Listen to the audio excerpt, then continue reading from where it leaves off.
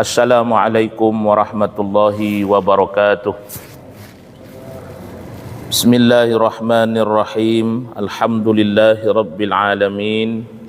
Wassalatu wassalamu ala sayyidina wa maulana Muhammadin wa ala alihi wa sahbihi ajma'in. Rabbi shrah li sadri wa yassir li amri wahlul 'uqdatam min lisani yafqahu qawli. Amma ba'du. Puji syukur jamaah rahimakumullah. Mari kembali kita memuji kehadirat Allah di sore hari menjelang waktu maghrib ini, lepas ba'da salat asar kita. Alhamdulillah, Allah masih mengkaruniakan kepada kita begitu banyak rahmatnya sehingga kita masih dapat diizinkan Allah untuk bersama-sama hadir ke masjid yang mulia ini untuk melaksanakan salat fardu asar secara berjamaah. Mudah-mudahan apa yang kita lakukan mendapat keridhaan dan pahala di sisi Allah Subhanahu wa taala. Salawat dan salam semoga pula tercurah terlimpah kepada penghulu alam baginda Nabi besar Muhammad sallallahu alaihi wasallam beserta keluarga dan para sahabat-sahabatnya sekalian. Yang kami muliakan, kami hormati Tuan Imam, guru-guru kami, bapak dan saudara sidang jamaah salat asar yang dirahmati Allah Subhanahu wa taala. Insyaallah kita lanjutkan kembali pengajian kita kitab Irsyadul Ibad.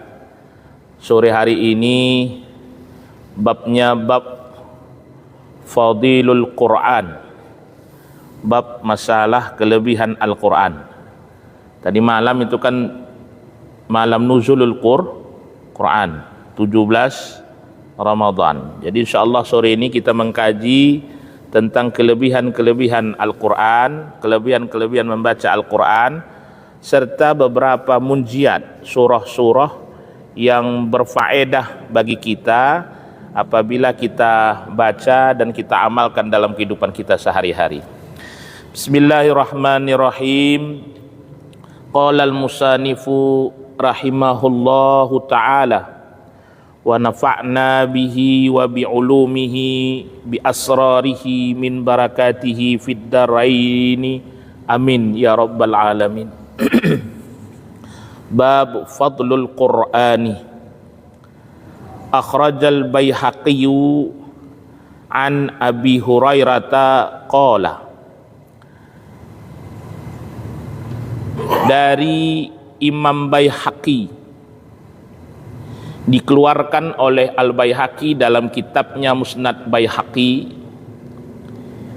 an Abi Hurairah qala, dari Abu Hurairah telah berkata Abu Hurairah, qala Rasulullah sallallahu alaihi wasallam, telah bersabda Nabi Muhammad sallallahu alaihi wasallam, fadlul Qur'ani ala sairil kalami, kelebihan keutamaan Al-Qur'anul Karim ala sairil kalami, terhadap sairil kalam, segala macam perkataan-perkataan, ucapan-ucapan selain daripada Al-Qur'anul Karim.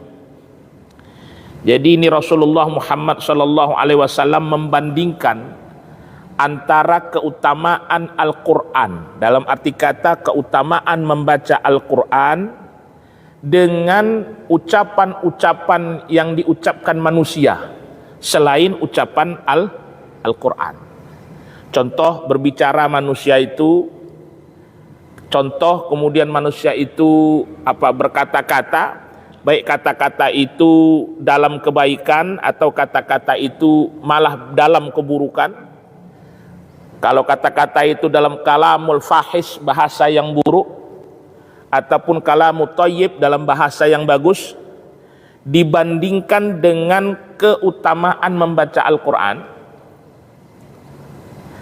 kafadlir rahmani ala sairil khalqihi, seperti perbandingan kelebihan Rahman.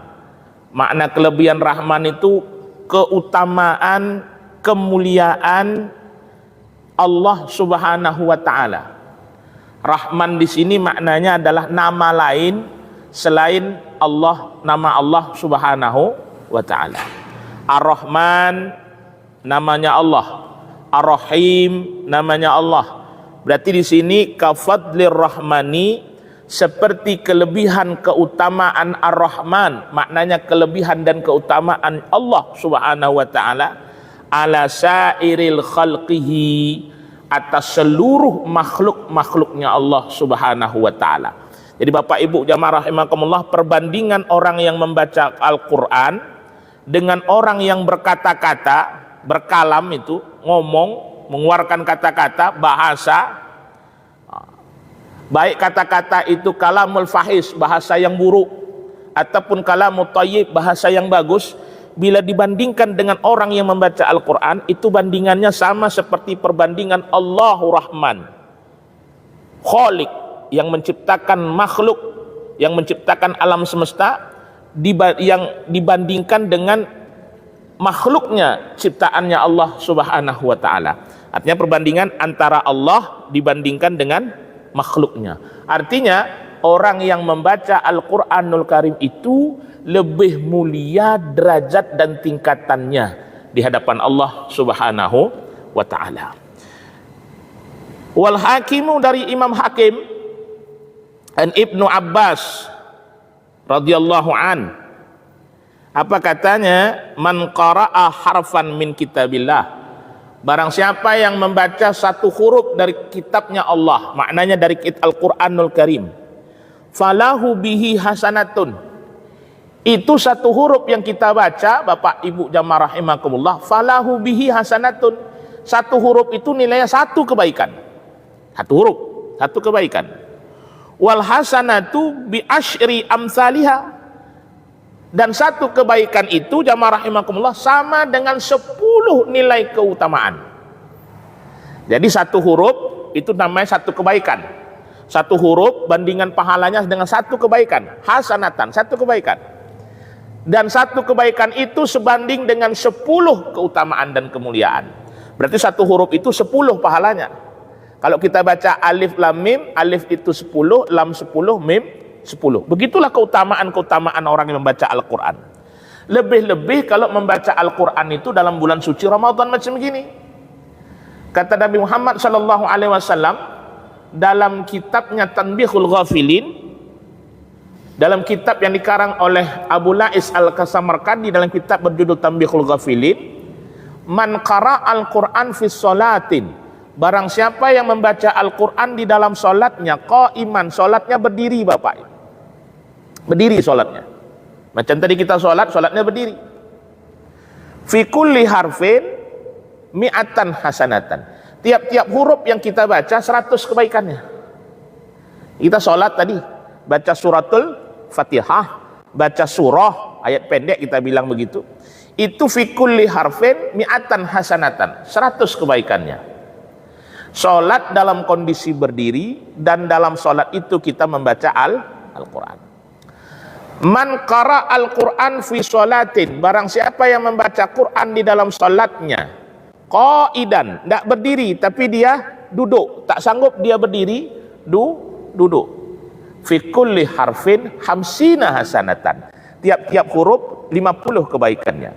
Makanya jamaah rahimakumullah, kalau kita membaca fikih itu boleh orang sholatnya duduk selama sholat itu pertama sholat sunnah, yang kedua karena uzur. Tapi kalau sholatnya sholat wajib, dia tidak boleh sholat dalam kondisi duduk ketika dia masih sanggup berdiri. Tapi kalau dia itu sholatnya sholat wajib, tak sanggup berdiri, boleh dia duduk. Atau sholat sunnah, sanggup dia berdiri, maka boleh baginya duduk. Tapi nilainya setengah daripada nilai orang yang sholatnya berdiri. Contoh, saya sholat asar, asar itu sholat fardu, saya masih mampu untuk berdiri, maka jamaah rahimakumullah, tak sah saya sholat sambil duduk. Tapi kemudian saya mau sholat qobliyah asar, sholatnya salat sunnah, saya mampu berdiri, tapi saya memilih untuk duduk, maka itu boleh, tapi nilainya setengah daripada nilai orang yang sholat di masih mampu. Tapi ketika dia setengah dari nilai orang yang berdiri. Tapi kalau sholat itu sholat sunnah, sunnah apapun dia, sholat sunnah berwaktu atau tidak berwaktu, bersebab atau tidak bersebab, mampu atau tidak mampu dia berdiri, dia boleh duduk atau berdiri. Kalau duduk, maka nilainya juga setengah dari pahala nilai orang yang berdiri. Maka di hadis itu disebutkan, man qara al-Quran fi sholati, barang siapa yang membaca Quran di dalam sholatnya, qaidan, sholatnya itu duduk, fi kulli harfin hamsina hasanatan, tiap-tiap huruf 50 kebaikannya. Itu kemuliaan nilai pahala orang yang membaca Quran di bulan Ramadan ini. Man qara al-Quran bila sholatin, barang siapa yang membaca Quran di luar sholatnya. Contoh, tradisi di tempat kita itu namanya tadarus. Kalau bulan Ramadan itu apa namanya Pak? Tadarus ya. Habis sholat tarawih, tadarus kita berkumpul jamaah membaca Al-Quran satu ain begitu ya. Atau habis subuh ibu-ibu biasa tadarus satu ain dia giliran baca macam gitu. Itu membaca Quran di luar sholatnya. Fi kulli harfin asyarata, setiap huruf yang dibacanya itu nilainya 10 kemuliaannya. Sama dengan hadis yang disebut ini dari Ibnu Abbas, man qara'a harfan min kitabillah, barang siapa yang membaca satu huruf daripada kitabnya Allah Al-Quran, falahu bihi hasanatun, baginya itu satu kebaikan, wal hasanatu bi asyrin amsalihah, dan satu kebaikan itu sebanding dengan 10 nilai pahala di sisi Allah Subhanahu wa taala. La aqulu alif lam mim, jangan kau katakan bahwasanya alif lam mim itu harfun, satu huruf. Alif lam mim itu bukan satu huruf tapi satu kalimat. Alif lam mim itu bukan satu huruf tapi satu kalimat. Maka disebut sini la aqulu alif lam mim harfun, jangan kau sebut bahwasanya alif lam mim itu satu huruf.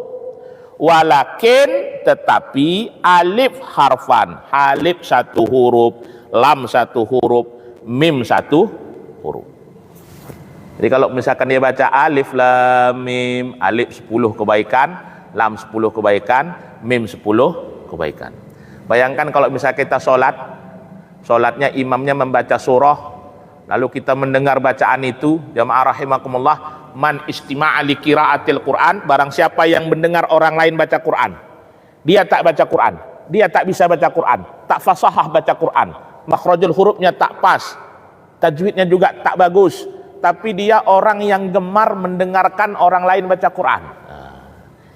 Ini mohon maaf, ini kadang ada dari kita, mohon maaf Bapak jamaah rahimakumullah, kita ini tak bagus bacaan Qurannya, artinya ada kekurangan kita baca Quran ya.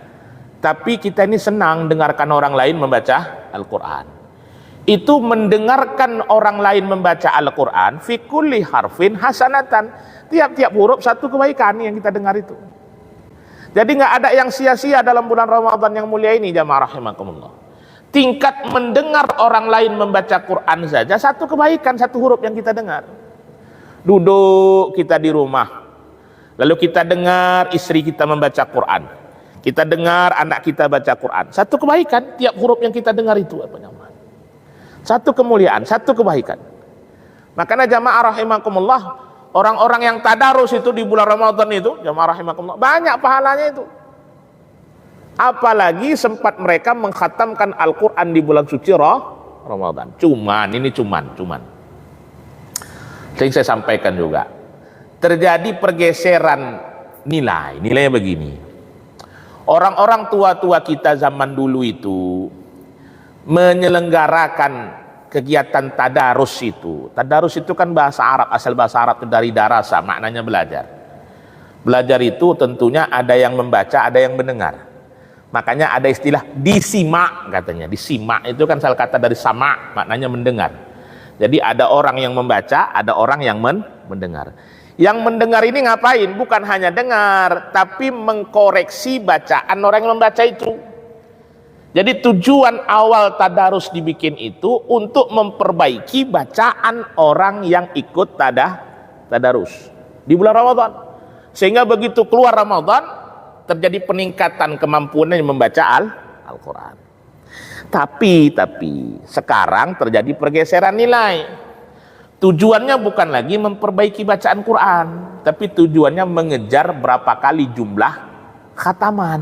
Nah, jadi nggak ngejar lagi kualitas bacaan sudah, Pak. Jadi ada orang yang baca Quran, kawannya lagi duduk sampingnya cerita sama kawan yang lain. Nah, ini nggak dengarkan lagi dia baca Quran, ngobrol asik sendiri. Macam mana besok? Ya mancing kita gampang. Ini baca Quran dia sampingnya. Tujuan baca Quran tadarus itu orang itu menyimak bacaan temannya, dan apabila ada kesilapan diperbaiki, diajarkan, oh ini hurufnya nun mati jumpa ba, ini iqlab, membalikkan hurufnya bunyi nun mati. Oh ini ikhfa, dengung, ini izhar, dijelaskan nun mati itu. Begitu. Itu tujuan tadarus. Tapi sekarang enggak, jarang kita dengar itu. Ada kemungkinan ketika diperbaiki, yang diperbaiki itu marah, nggak datang ngaji lagi, atau memang santai-santai saja. Apalagi dan len malam itu, Bapak jamaah rahimakumullah, mohon maaf saya perhatikan len malam itu, kalau udah baca tadarus Quran itu, yang baca ngawur, yang nyimak tidur. Begitu selesai Ramadan bacaannya ngelantur. Banyak itu kejadian macam itu. Karena tujuannya bukan lagi kualitas bacaan Al-Quran, tujuannya mengejar jumlah khataman Quran. Bukan tidak boleh, karena memang ada kelebihan tertentu orang yang mengkhatamkan Al-Quran dalam bulan suci Ramadan. Tapi bukan itu tujuan utamanya tadarus Quran. Tujuan utama tadarus Quran memperbaiki bacaan kita.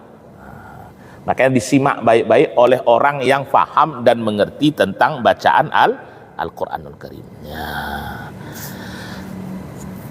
Man qara al-Qur'ana wa amila bima fih. Barang siapa yang membaca Al-Quran dan mengamalkan dengannya Quran. Dia baca Al-Quran, dia amalkan isi Al-Quran itu dengan sebaik-baiknya. Ulbisa walidahu tajan yaumal qiyamah. Ulbisa itu asal kata dari lubsun, maknanya dipakaikan oleh Allah Subhanahu wa taala. Siapa yang dipakaikan? Walidahu, orang tua dari anak yang membaca Al-Quran kemudian mengkhatamkan Al-Quran itu, jamaah rahimakumullah, tajan yaumal qiyamah, mahkota nanti di yaumil qiyamah. Makanya pertemuan yang lalu itu saya sampaikan, banggalah Bapak jamaah rahimakumullah kalau punya anak yang bisa baca Quran, syukur-syukur hafiz Quran. Tapi yang betul, maknanya tajwidnya terjaga, makhrajul hurufnya terjaga, bagus dia baca Qurannya, ya gitu. Itu bagus itu. Ini yang kemarin saya sampaikan itu, kadang-kadang dia hanya menghafal tanpa memperhatikan makhrijul huruf, tanpa memperhatikan hukum tajwidnya, matnya nggak diperhatikan, iklabnya, ikhfa'nya, idghamnya, izharnya nggak diperhatikan, main tebas saja bacaannya. Itu nggak bagus itu. Bukan begitu. Tapi diperhatikan betul-betul kaedah membaca Al-Quran dengan baik. Orang tua yang punya anaknya macam gitu,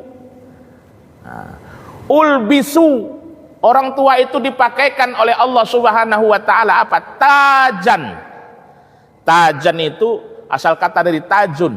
Tajun itu mahkota.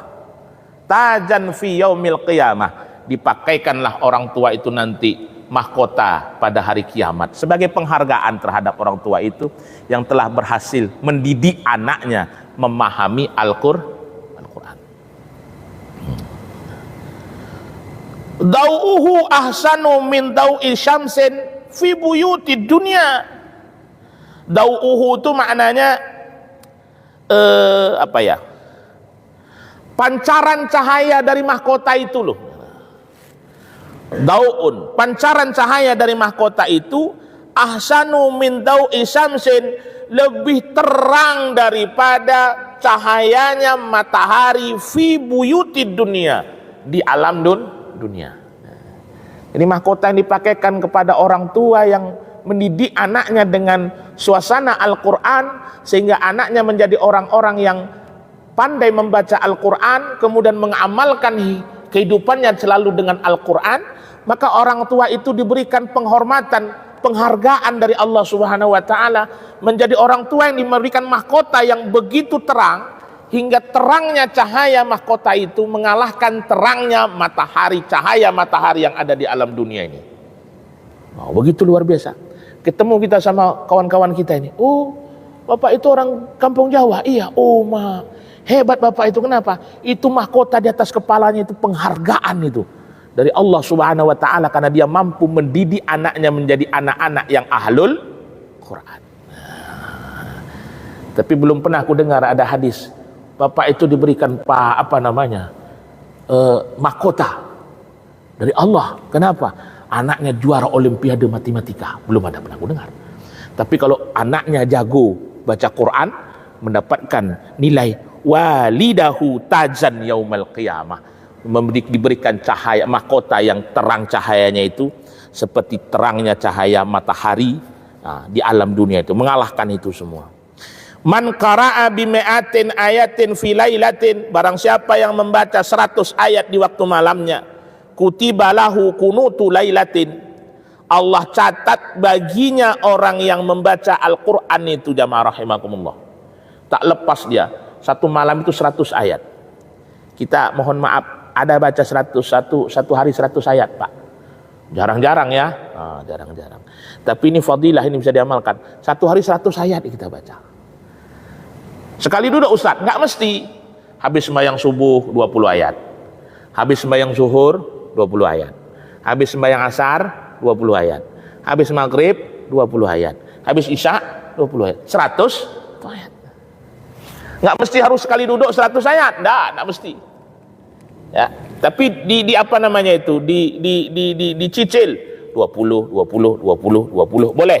Apa fadilahnya? Kutiba lahu kunutu lailatin, dicatat oleh Allah Subhanahu wa Ta'ala kunut. Kunut itu apa Ustaz? Makna kunut itu ibadah dia.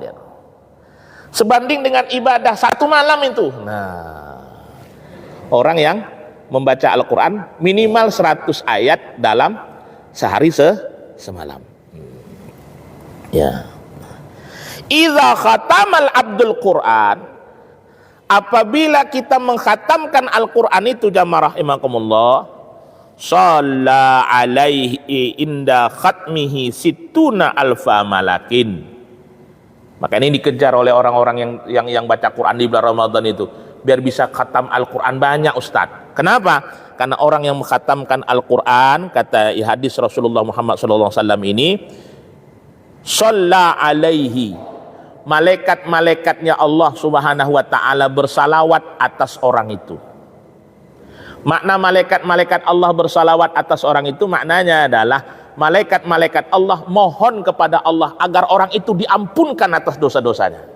Allah agar orang itu diampunkan atas dosa-dosanya. Tak kepada Allah agar orang itu diampunkan dosanya. Sittuna alfa malakin, 6.000 malaikat-malaikat rahmat mendoakan orang yang mengkhatamkan Al-Quran itu agar Allah Subhanahu wa Ta'ala mengampunkan dosa-dosa orang itu. Ini keberkahan, Pak. Keberkahan kita membaca Al-Quran. Inna tilawatal Qur'ani, sesungguhnya membaca Al-Quran itu afdalu min sa'iri anwa'i zikril amin, lebih afdol daripada kita membaca zikir-zikir yang umum. Baca Quran itu mana lebih bagus Ustaz? Memperbanyak zikir atau baca Quran? Jawabannya baca Quran. Banyak baca Quran. Maka hari Jumat itu mana lebih afdol Ustaz? Berzikir atau baca Quran? Baca Quran. Mana lebih afdol, zikir dengan salawat? Baca salawat. Ya. Membaca Al-Quran itu lebih afdal daripada zikir-zikir yang umum. Allazi lam yukhassa biwaqtin aw mahalin. Kenapa? Membaca Al-Quran itu allazi lam yukhassa, tiada dikhususkan waktunya. Nah, ini yang kita jelaskan beberapa pertemuan lalu. Ustadz, bolehkah saya malam Jumat baca surah Kahfi, paginya baca Kahfi lagi? Nah, ada pertanyaan itu. Yang saya jawab, malam boleh baca, pagi juga boleh baca. Karena nggak ada waktu terkhusus baca Quran. Disebut nih, lam yukhassa biwaqtin aw ma'alin. Tidak ada terikat waktu kapan membaca Al-Quran itu. Ya. Bapak lagi di kantor, lagi santai, nggak ada kerjaan. Dalam HP ada aplikasi Al-Quran. Bapak duduk baca Al-Quran. Lebih afdol daripada bapak cerita yang nggak jelas-jelas. Disebut tadi, membaca Al-Quran itu lebih afdol daripada kalamin, perkataan apa saja selain pada Al-Quran. Duduk baca Quran, ya. Nah, itu lebih bagus, lebih afdol. Wahia nazran, baik baca Quran itu nazran. Apa itu nazran? Dilihat. Nazran, dilihat. Baca Quran, ambil Quran dilihat. Wa fi salatin, atau baca Quran di dalam salat, afdol juga, bagus juga. Ngelihat Al-Quran baca, ya afdol. Dalam salat, ya afdol. Dihafalkan Al-Quran, baik. Tapi ada orang tanya, Ustadz, mana lebih baik, mana lebih afdol nilai pahala orang yang membaca Al-Quran binadhirin wal ghaibin? Mana lebih besar pahala orang baca Quran dengan melihat langsung Al-Quran, dengan orang yang membaca Quran dengan hafalannya?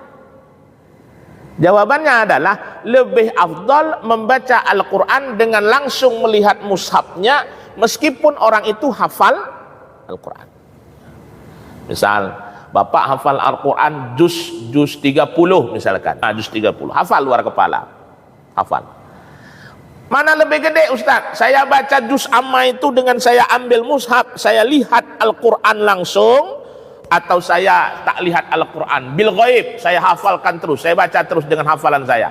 Jawabannya adalah yang lebih besar pahalanya, yang lebih afdol pahalanya adalah bin nadharin, dengan langsung melihat Al-Quran, meskipun kita hafal Al-Quran itu. Wa bil laili, baca Quran di waktu malam, bagus. Wa nisfihil akhiri, dan setengah akhir malam, bagus. Apa namanya? Setengah malam yang akhir, bagus. Nah, jam 12 ke atas itu. Karena malam itu dibagi tiga, sepertiga yang awal, sepertiga pertengahan, sepertiga akhir. Mana sepertiga awal? Dari mulai sholat, habis sholat isya udah dihitung sepertiga awal.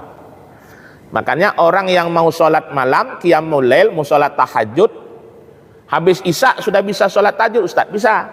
Tapi waktu yang waktu pertama. Waktu pertama.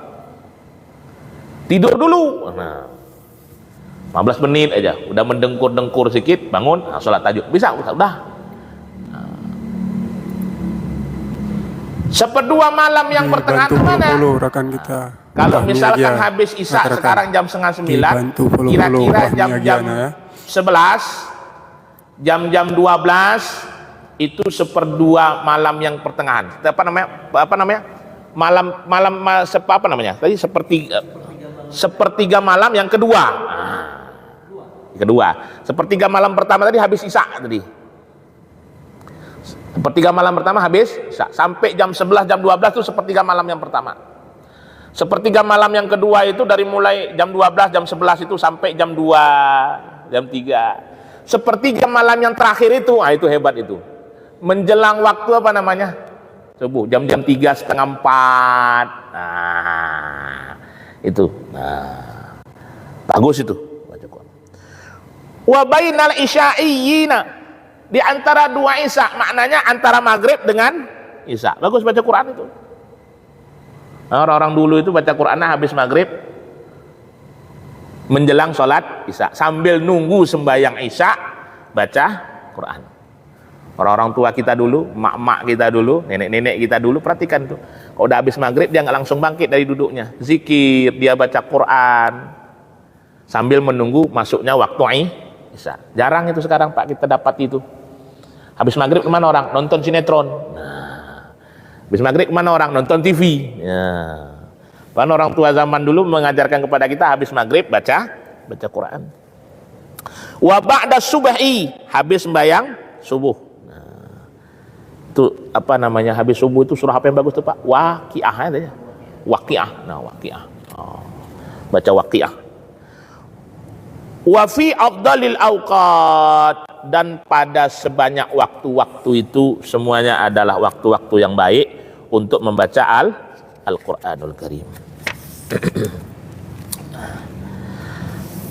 Akhraja Abdu ibnu Humaid an ibni Abbasin qala, berkata Abdun ibnu Humaidin dari Ibnu Abbas, apa katanya?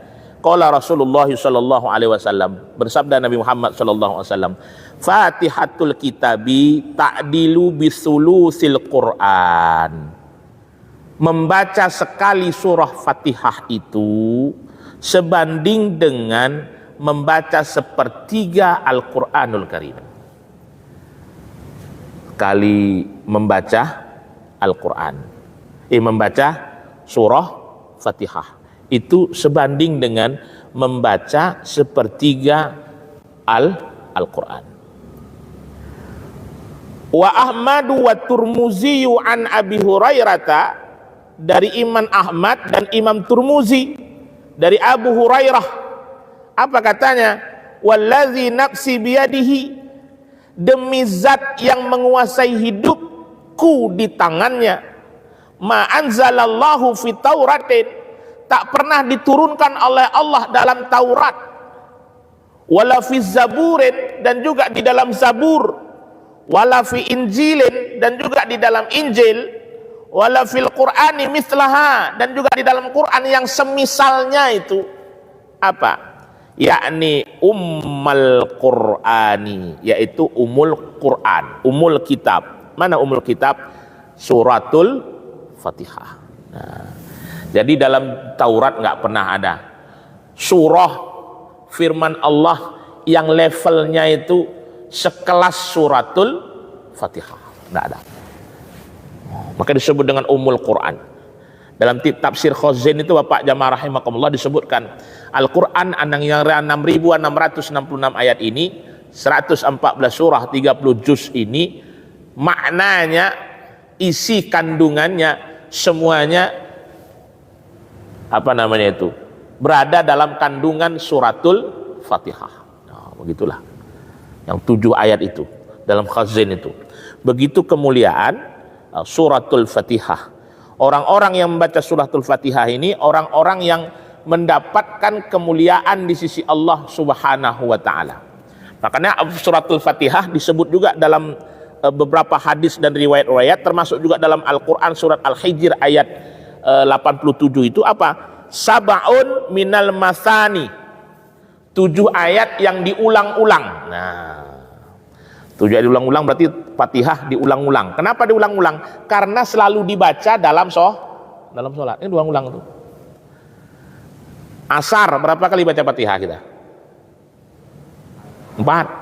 Maghrib berapa kali baca Fatihah? 3. Isya berapa kali baca Fatihah? 4. Subuh berapa kali baca Fatihah? 2. Zuhur 4. Berarti surah yang selalu diulang-ulang itu namanya suratul Fatihah. 7 ayat dia. Dimulai dari Bismillahirrahmanirrahim. Dan Bismillah itu adalah ayatun minha, ayat daripada surah Al-Fatihah.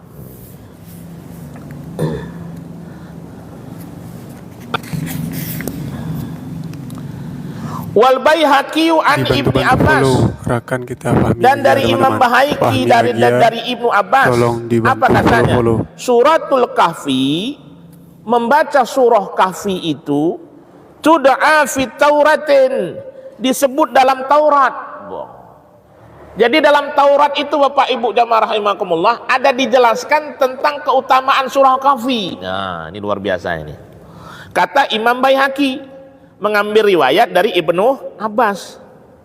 Apa disebut dalam Taurat tentang kelebihan surah Kahfi itu? Karena surah Kahfi itu kan surah cerita tentang Ashabul Kahfi. Yang Ashabul Kahfi juga riwayatnya tertulis dalam Taurat. Disebutkan itu keutamaan surah apa namanya Ashabul Kahfi itu. Apa keutamaannya dalam Taurat? Al-Hailata, Al-Ashabul Kahfi, surah Kahfi itu Al-Hail. Apa itu Al-Hail? Penghalang orang yang membaca surah Al-Kahfi itu baina qari'iha wa baina narin, antara orang yang membaca itu dengan api neraka. Penghalangnya, hijabnya adalah suratul Kahfi. Nah, karena kita disunahkan, dianjurkan untuk memperbanyak membaca surah Kahfi itu.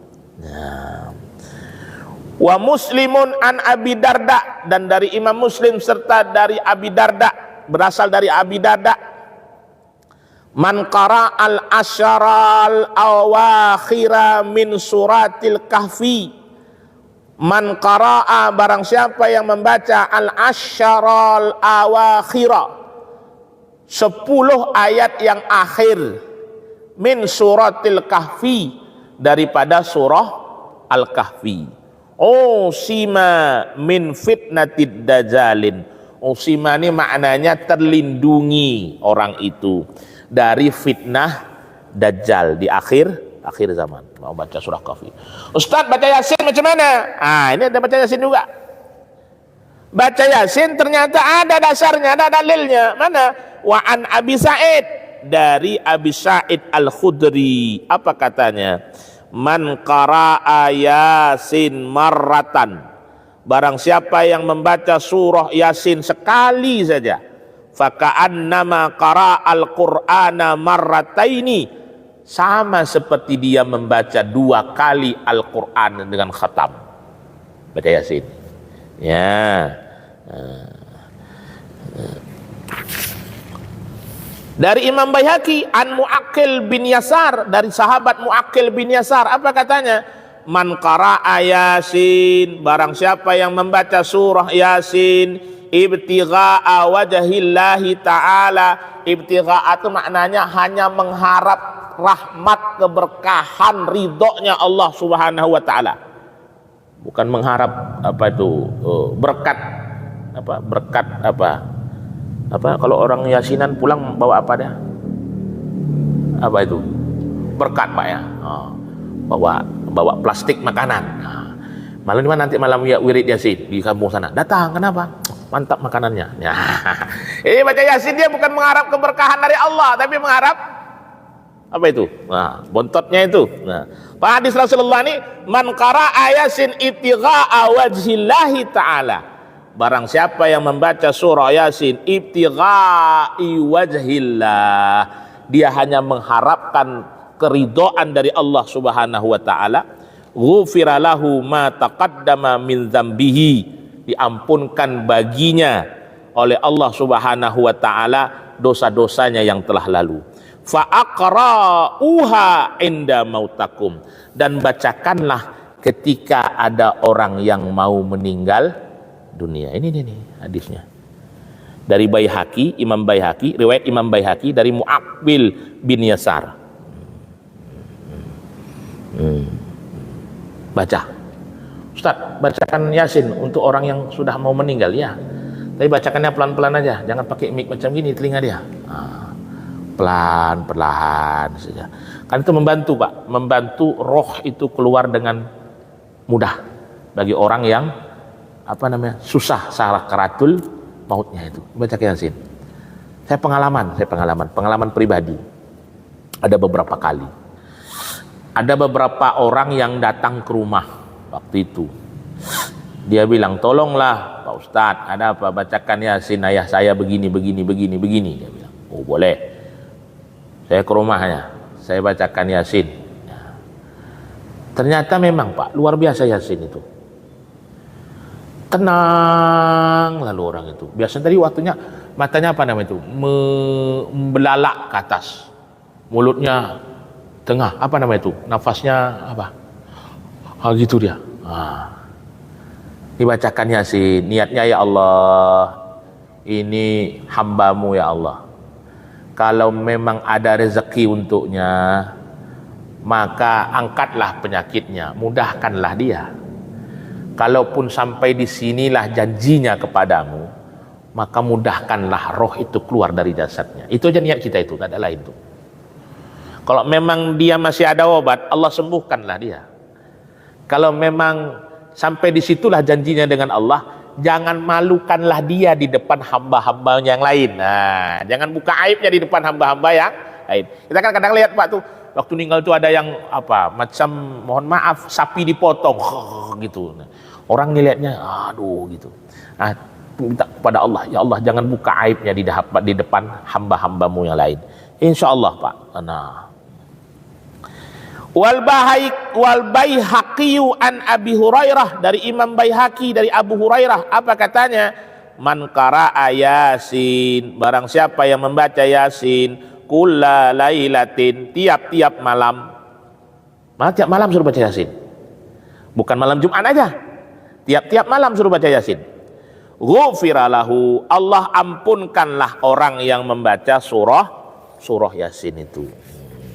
Jamaah rahimakumullah, tentang surah Yasin ini ada satu cerita ini. Wahaka Yafi'iyu, dihikayatkan oleh Imam Yafi'i. Apa katanya?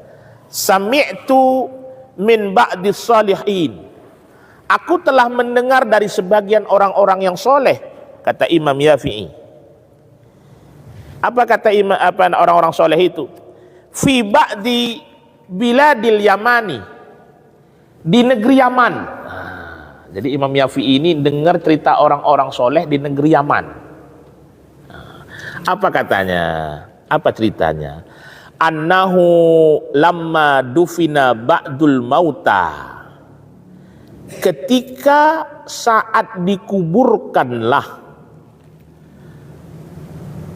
orang yang telah meninggal dunia di pemakaman itu, wa ansarafan nasu, lalu berangkatlah orang yang mengantarkan jenazah tadi ke kuburan, wa ansarafun nas, berangkat mereka pulang ke rumah masing-masing. Sami'a fil kuburi darban wa daqqan anifan.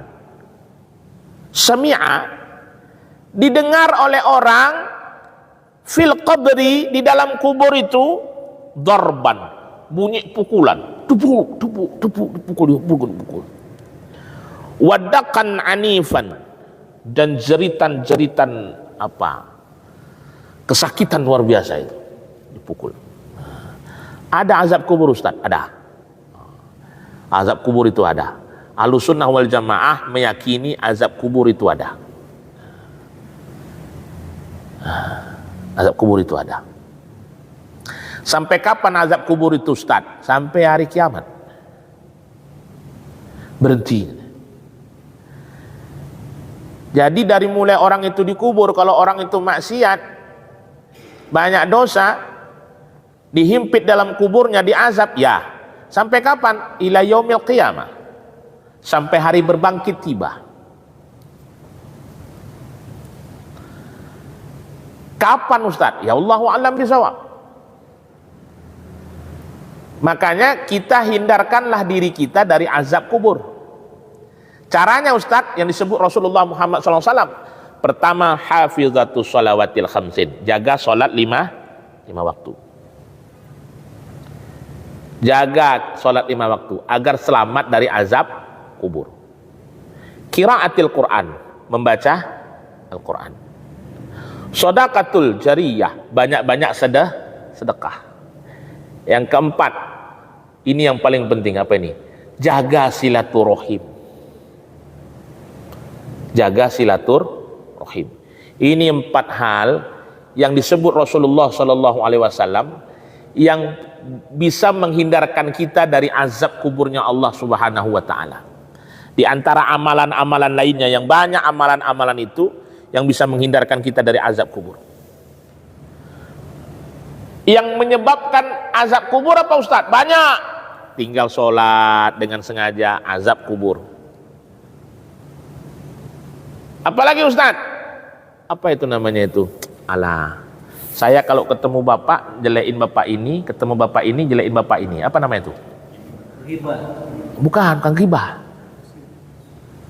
Namimah mana? Namimah. Saya ketemu bapak, saya jelekkan bapak ini, ketemu bapak ini saya jelekkan bapak. Namimah. Nah, namimah. Sama yang kedua, kencing berdiri. Nah, ada satu riwayat itu jamaah rahimakumullah, Rasulullah dengan sahabat itu lewat ke Baqi. Tiba-tiba Rasulullah Muhammad SAW mengambil pelepah tamar, pelepah tamar dibagi dua, pelepah itu ditancapkan di makam ini, ditancapkan di makam ini. Sahabat nanya, ya Rasul, untuk apa macam gitu tuh? Tancap-tancapkan itu pelepah korma itu. Dijawab Rasulullah, kalian tak dengar apa-apa? Tak dengar ya Rasulullah, kata sahabat. Ini orang yang dalam kubur ini diazab oleh Allah Subhanahu wa taala. Apa sebab ya Rasulullah? Pertama, idza baula rajulun, apabila orang ini buang air kecil, qaiman, dia berdiri. Ya, berdiri. Makanya dalam Islam itu, dalam syariat kita, dalam fikih itu, makruh hukumnya bagi orang yang buang air kecil, air seni itu berdiri. Haram sih tidak, makruh sih ya. Menjadi haram apabila dia tidak beres ketika istinja dari buang air kecil itu tadi. Waktu buang air kecil dia berdiri, hukumnya makruh. Makruhnya tadi bisa menjadi haram ketika dia tidak beres ketika istinja. Kalau dia bagus istinjanya, suci, ya kadarnya cuma makruh saja. Tapi kalau sudah tak beres ketika dia istinja, masih ada cipratan air kencingnya di mana-mana, tak bersih dia pakai di pakaiannya, tak bersih dia ketika mensucikan najis yang ada pada pakaian dari hasil cipratan air kencingnya tadi, menjadi haram. Tak sah dibawa ketika dalam sholatnya. Tapi jika dia mampu menjaga itu, makruh saja. Tapi perbuatan makruh ya biddawamin, yang terus dilanggengkan, terus dibuat-buat, itu bisa menjadi haram. Karena kalau kita nih yang laki-laki, ya usahakan ketika buang air kecil itu jongkok. Saya pernah membaca satu artikel Bapak, dan saya tanya memang sama ahli kesehatan, dokter lah saya tanya. Saya baca di artikel itu, salah satu penyebab penyakit prostat itu karena air seni yang mengendap pada saluran kemih, katanya begitu. Wallahu alam, saya nggak tahu juga itu. Kita tanya gitu katanya. Endapan itu kemudian menjadi pasir, batu, katanya begitu. Jadi saya tanya sama orang kesehatan itu, jadi kenapa bisa ngendap itu? Begini Pak Ustadz, saluran kemih itu kan kecil, dia halus saluran kemih itu. Ketika kita buang hajat, ketika kita buang air seni dalam kondisi berdiri, maka tidaklah habis air seni itu keluar. Tapi kalau kita jongkok, maka air seni itu kemungkinan besar habis keluar. Apalagi disunahkan ketika jongkok itu kita berdehem. Berdehem tekan itu untuk menghabiskan sisa air seninya. Makanya Pak Ustadz, kata dokter itu, yang paling banyak kena prostat itu kan laki-laki, bukan perempuan. Katanya itu cerita dokter ini. Kenapa gitu Pak dokter? Saya bilang, karena perempuan buang air kecilnya jongkok, kata dia. Laki-laki kebanyakan buang air kecilnya berdiri. Ya itu cerita begitu, dia bilang. Ya Allah alam, saya nggak tahu juga itu. Pikir-pikir betul juga ya, Rasulullah saja ngajarkan kita buang air kecil dengan jongkok. Ini dua itu penyebabnya. Ini dengar ini, sami'a fil qabri darban wadakan anikfan. Dia dengar itu ada orang dalam kubur dipukuli, dihajar. Summa kharaja minal qabri kalbun aswadun. Kemudian dia lihat, kharaja min qabri, keluar dari kubur itu kalbun aswadun, anjing hitam. Dia keluar anjing hitam. Faqala lahu syekhu, maka berkatalah syekh itu, orang yang alim itu, melihat kejadian yang luar biasa itu. Keluar dari kubur orang yang dipukuli tadi anjing hitam. Waihak, celaka engkau. Kita kan pernah dengar tuh orang Arab ngomong waihak katanya. Rupanya arti waihak itu celaka engkau katanya. Waihak, celaka engkau. Mana yang celaka? Anjing tadi. Kuat tadi. Aisyifin anta. Ada apa rupanya sampai begitu katanya. Nah, nanya orang itu. Qala, anjing itu berkata, ana amalu mayitin, saya ini amalan si mayit ketika hidup. Ternyata anjing hitam tadi amalan mayit ketika hidupnya. Saya teringat Pak, ada satu riwayat dalam kitab Tanbihul Ghafilin itu. Riwayatnya begini. Ketika ada orang yang meninggal dunia dibawa ke dalam kuburnya, kalau orang itu meninggal dalam kondisi husnul khotimah, Bapak jamaah rahimakumullah, akan datang satu makhluk yang rupanya begitu cantik, begitu indah, bagus. Kemudian kita bertanya kepada makhluk itu, man anta, siapa engkau? Makhluk itu menjawab, ana a'maluka bid dunia, saya inilah amalanmu dalam dunia, katanya. Apa di tanganmu ini? Ini kasur, ini selimut untuk kau tidur nyenyak dalam kuburmu. Nah, ini orang-orang yang meninggal husnul khotimah. Lalu bertiup angin sepoi-sepoi, membuat si mayit itu menjadi ngantuk, lalu tertidur dengan pulasnya. Tak sadar berapa lama dia tertidur, hingga kemudian ditiupkan sangkakala oleh malaikat hingga dia terbangun dan terjaga. Dia terkejut, ya kok cepat kali aku tertidur. Saking begitu nyenyaknya dan nikmatnya tidur orang yang husnul khotimah. Tapi sebaliknya orang yang meninggalnya su'ul khotimah, Bapak jamaah rahimakumullah, begitu sudah diletakkan di dalam kubur, datang makhluk yang rupanya jelek luar biasa, menakutkan, menyeramkan sekali. Dia tak pernah lihat makhluk itu. Kemudian orang itu bertanya kepada makhluk itu, man anta, siapa engkau? Makhluk itu menjawab, ana a'maluka fid dunia, saya ini amalanmu dalam dunia. Apa di tanganmu itu? Ini ular, katanya. Ular saja'ul ukhra, yang siap menghabisi kita di dalam kubur kita. Ini gambaran orang-orang yang meninggal dalam kondisi su'ul khotimah. Ini yang keluarnya anjing dalam kubur. Anjing itu ditanya, siapa engkau? Katanya, ana amalul mayitin, saya ini amalan mayit. Fahadza darbu fika ama fihi, maka tadi yang dipukulin siapa?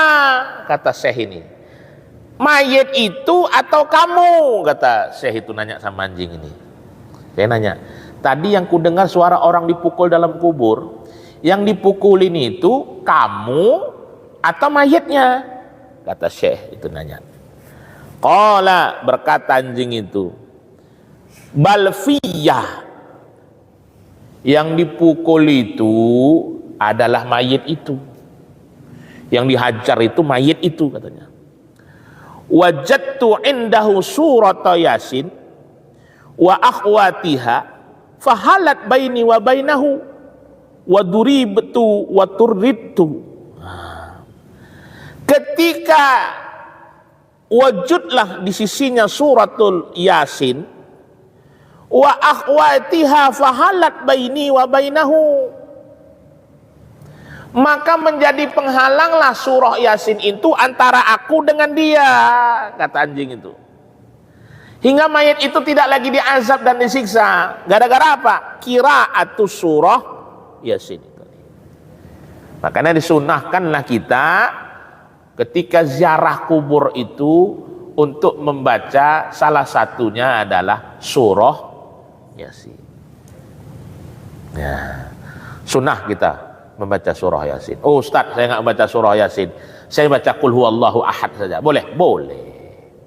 Intinya apa? Ketika kita ziarah kubur itu, kita mendoakan orang yang dikubur, bukan minta kepada orang yang sudah dikubur.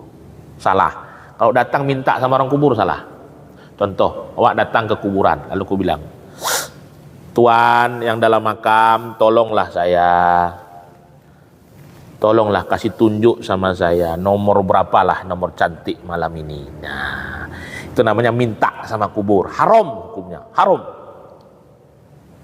Tapi kalau kita datang, Tuhan, dengan izin Allah Subhanahu wa taala dan kemuliaan Nabi Muhammad sallallahu alaihi wasallam dan kemuliaan ulama ini, ulama itu, ya Allah, ampunkanlah mayit dalam kubur itu. Itu namanya tawasul.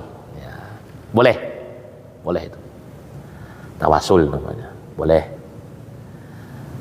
Ya Allah, berkat kemuliaan Syekh Abdul Qadir Jilani, ya Allah, maka ampunkanlah dosa mayit ini. Boleh. Berarti kita bertawasul kepada Syekh Abdul Qadir Jilani. Hakikatnya yang mengizinkan siapa? Abdul Qadir Jilani atau Allah?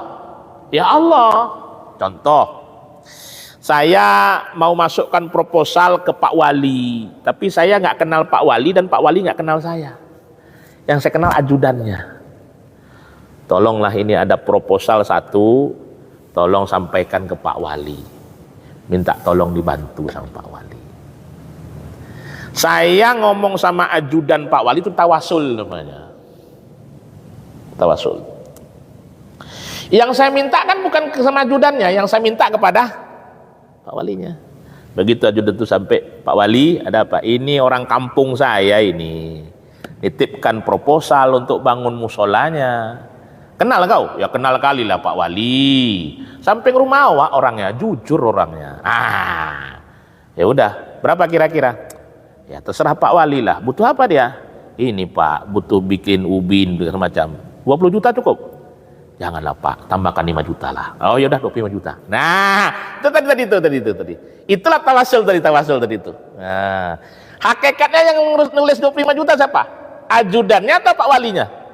Pak Wali. Ketika tawasul kita, ya Allah, berkat kemuliaan Syekh Abdul Qadir Jilani, ampunkanlah juga rahmatilah orang dalam kubur ini. Yang ngampunkan, yang rahmati siapa? Abdul Qadir Jilani atau Allah? Allah. Memandang kemuliaan Syekh Abdul Qadir Jilani. Itulah tawasul tadi. Nah, tawasul itu. Jadi tawasul itu boleh. Boleh. Ustadz, ada sebagian orang yang mengharamkan tawasul. Tidak apa-apa. Nah, itu hak dia untuk mengharamkan tawasul. Dan juga hak saya, hak kita yang membenarkan tawasul untuk bertawah. Contoh kita tawasul macam mana?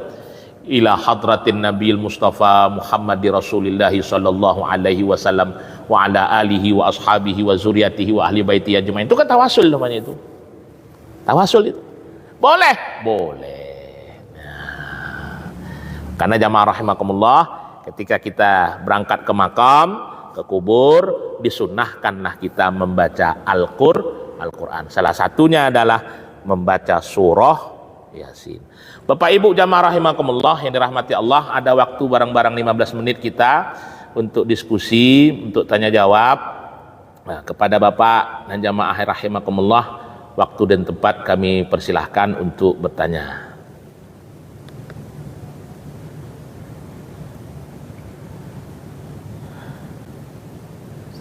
Iya Pak. Apabila kita mendengar Al-Quran waktu sholat, iya. Kita kan nggak memahami ini, dan nggak mengerti juga, karena seperti malam lah.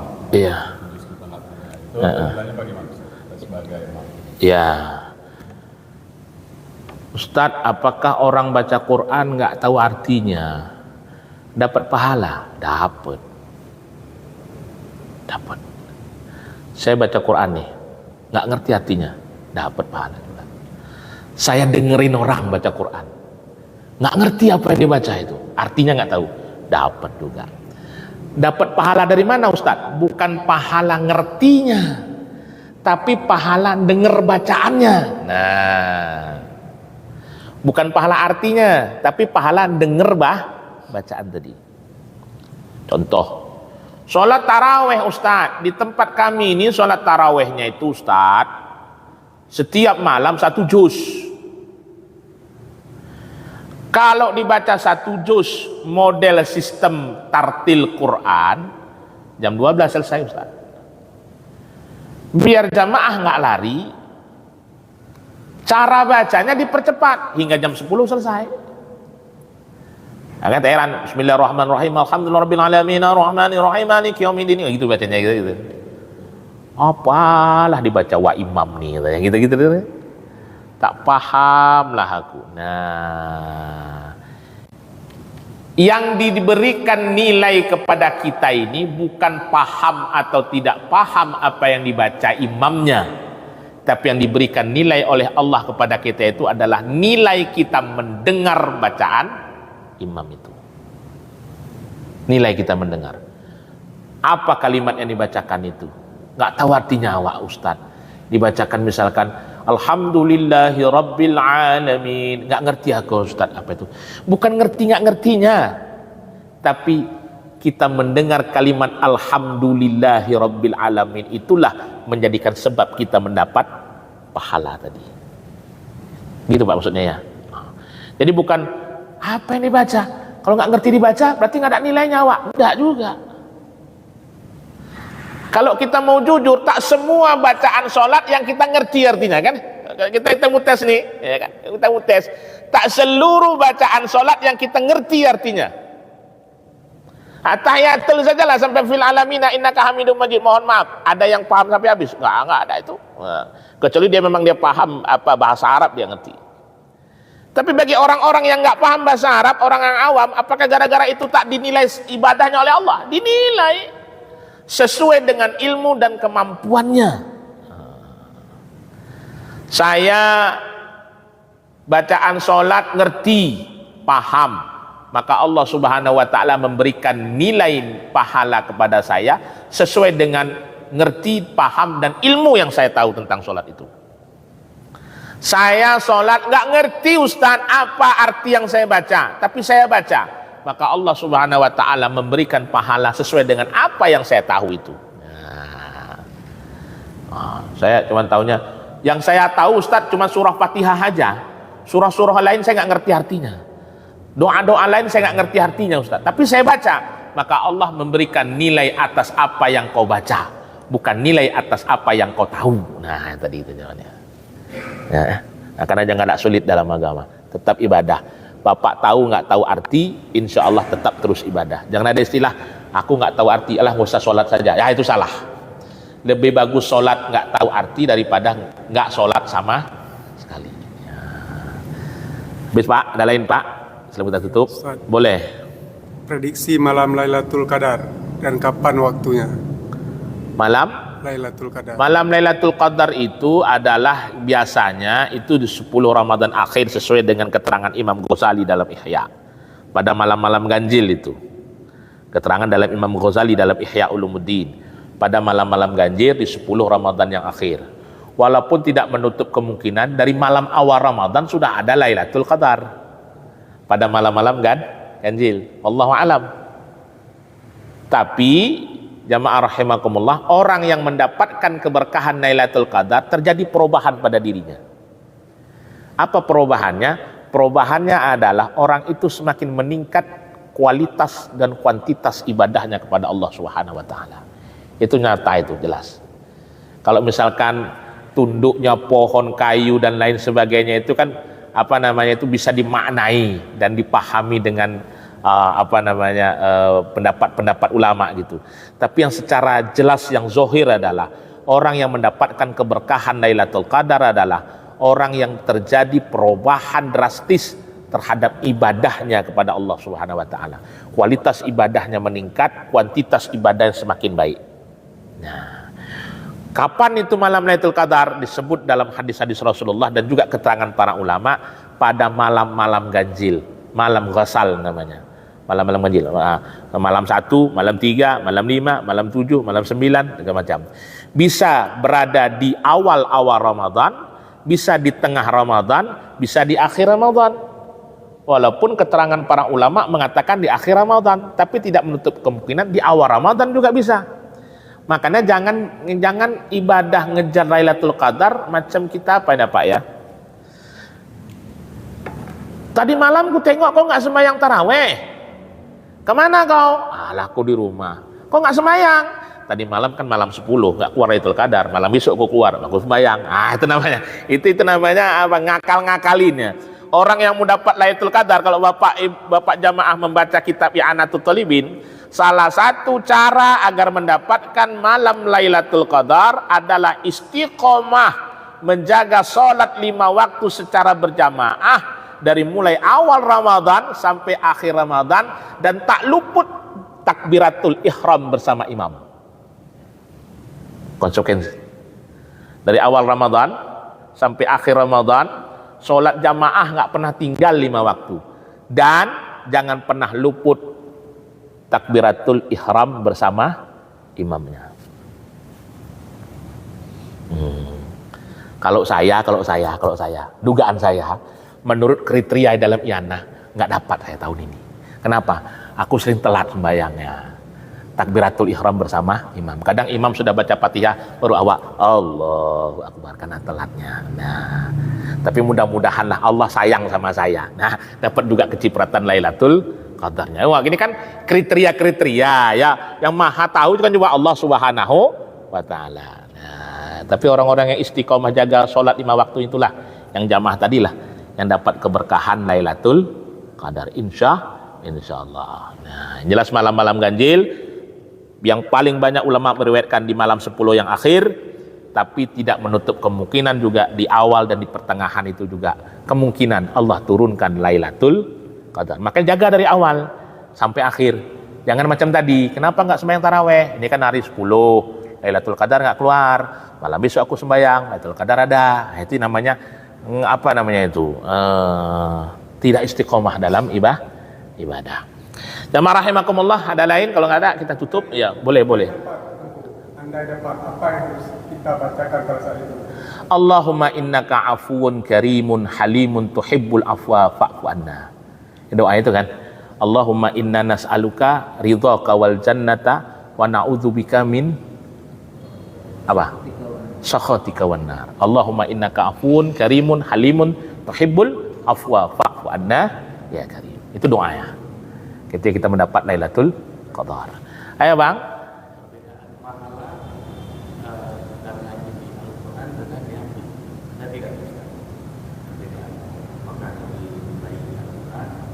Sementara kalau di HP kan enak kita tandain, bisa kita bawa kemana-mana.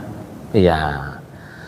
Ustaz, kalau pahala Ustaz, mana lebih pahala baca Quran? Membaca Al-Quran itu langsung kita menatap mushaf Quran, atau kita membaca Al-Quran di layar HP yang gitu. Nah, kalau saya ditanya macam begitu, saya lebih berat lagi kalau kita itu banyak mendapat pahala ketika kita langsung menatap mushaf Quran. Kalau saya, kenapa? Karena mushaf Quran itu ya tok Al-Quran. Tapi kalau yang di HP itu banyak itu dalamnya itu macam-macam. Ada juga orang bilang, Ustadz, kalau bawa Al-Quran kemana-mana itu nggak praktis. Lebih praktis saya baca Quran dengan HP. Ya boleh. Dengan catatan, ketika kita sudah selesai membaca Al-Quran menggunakan HP, tutup aplikasi itu. Jangan jangan hanya sekedar di scroll lewat aja. Kenapa? Bahayanya begini. Ketika kita masuk ke WC kamar mandi, kita bawa HP itu di dalam kantong baju kita masuk kamar mandi, sedangkan aplikasi Al-Quran itu tidak kita tutup, itu maknanya kita membuka Al-Quran itu, dan haram hukumnya. Maka tutup. Ketika aplikasi itu ditutup, maka dia bukan Quran. Ketika aplikasi itu dibuka, itulah Quran. Nah, maka ketika aplikasi itu dibuka, berarti itu Quran. Ketika aplikasi itu tidak ditutup, dibuka, lalu kita masuk ke dalam WC, kita berdosa. Kenapa? Membawa Al-Quran ke dalam WC. Di situ satu titik kelemahannya kalau kita membawa Al-Quran di HP. Kelemahannya jika kita lupa, khilaf, tidak menutup aplikasi Quran setelah kita baca. Nah, Itu saja masalahnya bedanya. Kalau isinya ya sama saja. Isinya ya Al-Quran begitu, sama saja dia.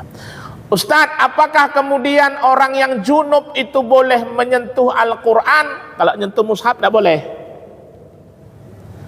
HP Ustadz yang ada aplikasi Quran nggak apa-apa, karena itu bukan Al-Quran. Ini mushaf. Mushaf pun beda-beda Pak. Ada mushaf yang tengahnya Quran, pinggirannya terjemah, ini apa lagi? Tafsir, bawahnya ini tajwid misalkan. Itu bukan Quran, itu buku terjemah Al-Quran. Makanya ada ibu-ibu nanya sama saya, Pak Ustadz saya haid, lalu apakah waktu wirid Yasin saya bisa pegang buku Yasin itu? Boleh, saya bilang. Karena itu bukan Quran, itu buku Yasin. Yang mushaf macam mana Ustadz? Mushaf ini itu mushaf tuh. Itu mushaf tuh. Kalau yang tulisannya Al-Quran itu bukan mushaf itu terjemahan itu. Yang mushaf itu mushaf, dasarnya itu mushaf itu. Itu tak boleh sentuh kita Pak. Tak boleh sentuh. Tapi kalau buku Yasin boleh. Kenapa? Yasin, ada apa lagi nih ya? Bukan translate, apa itu namanya Pak? Cara membaca dalam bahasa Indonesia apa itu ya? Bawahnya baru terjemahannya. Itu buku namanya.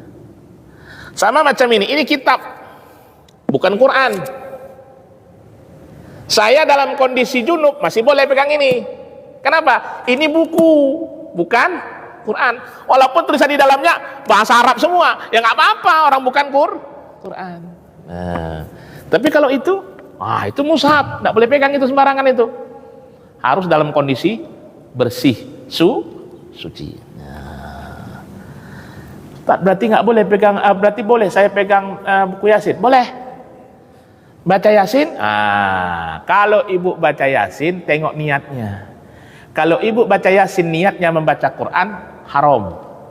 Tapi ketika ibu baca Yasin niatnya bizikrillah, menganggap Yasin itu bagian daripada zikir, boleh. Contoh, saya perempuan yang habis melahirkan. Dalam kitab Iyanah itu disebutkan Bapak jamaah rahimakumullah, ada satu jin perempuan namanya Ummu Subyan. Dia paling suka sama perempuan yang habis melahirkan itu, karena bau darahnya tadi itu menggoda dia itu. Maka dianjurkan bagi perempuan-perempuan itu untuk memperbanyak zikir, memperbanyak doa. Doa contohnya Rabbana atina fid dunya hasanah wa fil akhirati hasanah wa qina adzabannar. Itu doa yang diambil dari Al-Qur'an. Di dalam surah Al-Baqarah ayat 201 itu dia Rabbana atina itu. Al-Baqarah 201. Jadi Rabbana atina itu ya Al-Qur'an sebenarnya, ayat Al-Qur'an yang dijawaritkan para ulama menjadi doa. Kalau wanita yang dalam kondisi nifas atau dalam kondisi haid membaca Rabbana atina fid dunya hasanah wa fil akhirati hasanah wa qina adzabannar, dia niatkan dia membaca ayat Al-Qur'an, haram. Tapi kalau dia niatkan saya membaca doa Rabbana atina fid dunya hasanah wa fil akhirati hasanah wa qina adzabannar, maka boleh. Nah, sama misalkan perempuan atau kita yang dalam kondisi berhadas besar membaca Allahu la ilaha illahu wal hayyul qayyum la ta'khudhuhu sinatu wala naum lahu ma fis samawati wa ma fil ardi. Apa itu? Surah apa itu? Ayat kursi. Kalau niatnya itu membaca ayat kursi itu sebagai ayat Al-Quran, haram. Tapi dijadikan ayat kursi itu sebagai doa dan zikir. Lewat di tempat gelap sedikit, serem-serem, baca ayat kursi, niatkan sebagai doa dan zikir. Nah, walaupun kita dalam kondisi berhadas, boleh. Kenapa? Niatnya zikir. Ya Pak ya. Saya pikir 5:30 udah cukup lah ya. Nah kita kan 5:30 aja ya. Saya pikir cukup demikian Bapak jamaah rahimakumullah, mudah-mudahan dirahmati Allah. Kita tutup dengan doa. Ya kita ketemu lagi nanti nih, panjang ini. Tanggal berapa ya? Iya 2 kali lagi, cuman ini kan 4 hari. Ini selang agak panjang sedikit. baru ketemu lagi. Tak salah saya 20 berapa itu ya. Pokoknya dia agak agak panjang dia anunya sebentar Pak. Saya lihat di sini. Tadi saya hampir lupa tadi kok ada pengajian tadi. Begitu saya lihat itu, oh iya pengajian hari ini. Ya, sebentar Pak ya, saya lihat di sini ya. Di sini ada dikirimkan jadwal sama saya. Cuman kita ketemu lagi kapan ya? Hari lagi apa? Ambil aja saya. Enggak Pak. Ketemu kita tanggal 25 Maret dan 29 Maret. Ini tanggal 17 kan? Berarti 8 hari berselang baru kita ketemu lagi. Biasanya kan 4 hari. Hah? 25 dan 29. 4 hari berarti 21 ya Ustaz, harusnya. Seharusnya 21. Boleh Ustaz, apa? Ya kan 25 29 kan? 21 kalau Ustaz ada waktu apa? Ya gitu. Lanjut aja daripada putus. Ya nanti kita coba itulah ya kan, saya kan sesuai dengan schedule saya gitu orangnya. Oh gitu ya, boleh. Baiklah Bapak, jamaah, kita tutup dengan doa. Mudah-mudahan diberkahi Allah Subhanahu wa taala. A'udzubillahi minasyaitonirrajim. Bismillahirrahmanirrahim. Alhamdulillahirabbil alamin, hamdan yuwafi ni'amahu wa yukafi'u mazidah. Ya Rabbana lakal hamdu wa lakal syukru kama yanbaghi li jalali wajhikal karim wa 'azimi sultanik. Allahumma shalli ala sayidina Muhammadin wa ala alihi wa sahbihi ajma'in. Allahumma ahsin aqibatana fil umuri kulliha wa ajirna min khizyid dunya wa 'adzabil akhirah. Allahumma inna nas'aluka ridhaka wal jannata wa na'udzubika min sakhatika wan nar. Allahumma innaka afuwun karimun halimun tuhibbul afwa fa'fu anna ya Allah ya karim. Allahumma rabbana atina fid dunya hasanah wa fil akhirati hasanah wa qina adzaban nar. Wa sallallahu ala sayyidina Muhammadin nabiyil ummi wa ala alihi wa sahbihi wa barik wa sallim. Subhana rabbika rabbil izzati amma yasifun. Wassalamun alal mursalin walhamdulillahi rabbil alamin. Al-Fatihah.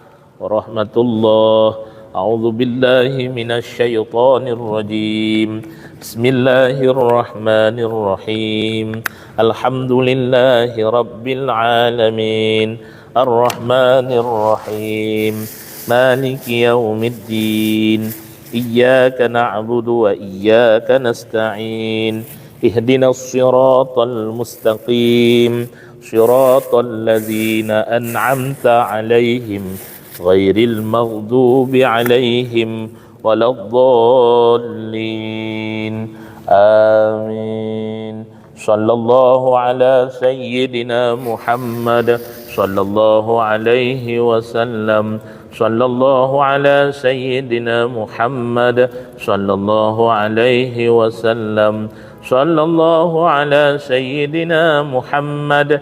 Ya Rabbi salli alaihi wasallim. Billahi taufiq wal hidayah. Assalamualaikum warahmatullahi wabarakatuh.